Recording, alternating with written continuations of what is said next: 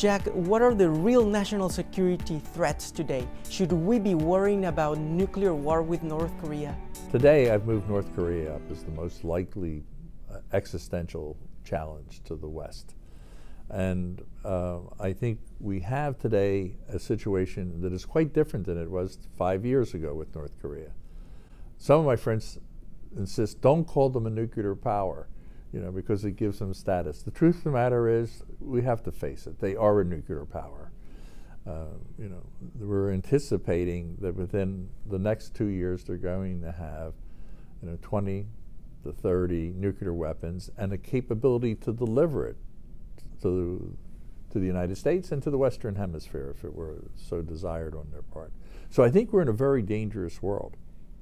I remember the missile crisis with Cuba. And much of America thought, yes, this is tense. This is a difficult period. But when you go back and look at it and you study it, we were really right up against it in terms of a possible exchange there. So I would say, looking at this situation, it isn't much different than in the risk that we faced at the Cuban Missile Crisis. I would say it's even greater because they actually have the weapons in place and have a deliverable capability. We're in a period of brinkmanship. I do believe, and this is controversial, that when you look at Kim Jong-un, how rational is he? If you think he's a madman, the risks go up.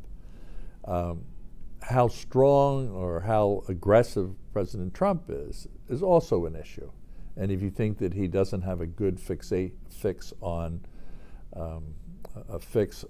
where the line is for confrontation, then the risks go up. I happen to think the U.S. government, really is the decider, and that he will be, the realities will prevail on the American side.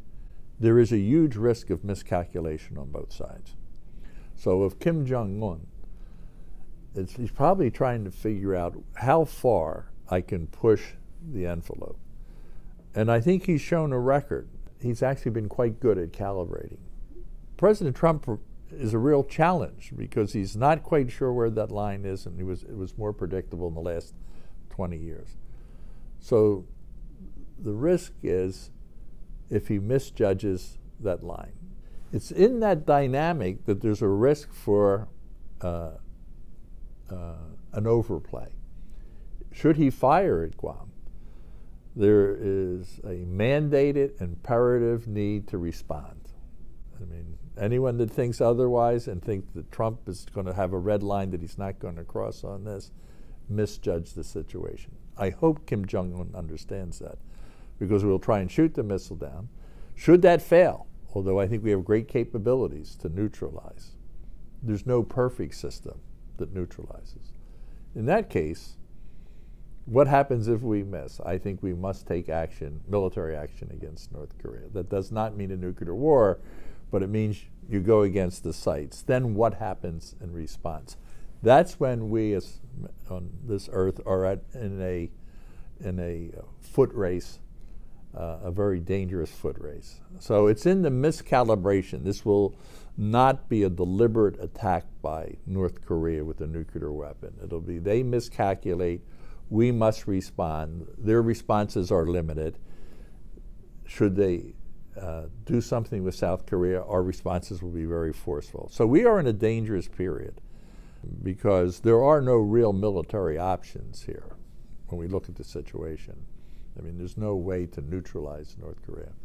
It's the fundamental reason why I've been saying that we need to go back to the six-party talks.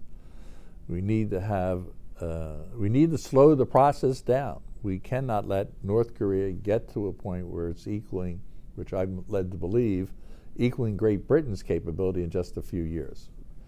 So we need to slow the process down, see if there's room to use the sanctions to slow the process down.